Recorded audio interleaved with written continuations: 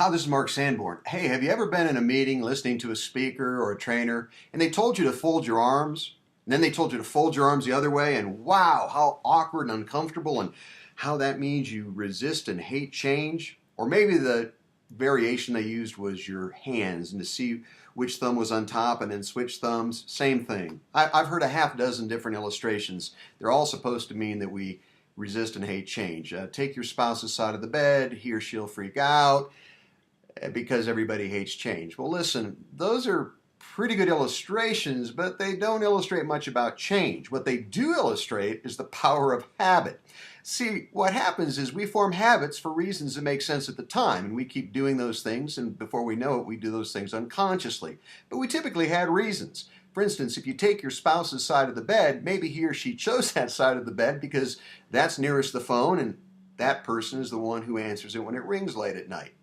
The real message of those illustrations isn't about change per se. It's about changing habit, which requires, number one, intentionality. You don't accidentally change a habit. Number two, you've got to have good reasons. You're not going to go through the effort of change if you don't have compelling reasons that make sense. And then, of course, the third ingredient is persistence.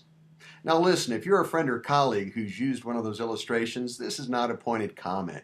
I'm trying to challenge your thinking and the thinking of leaders everywhere about how to communicate more effectively.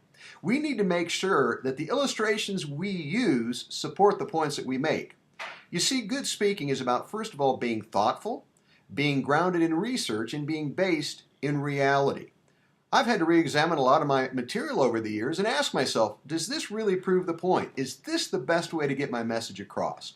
So if you want to illustrate something about change, make sure that the illustration is really about change and not just about the power of habit.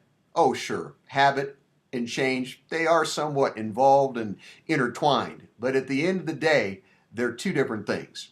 You'll be a better communicator when you're more intentional.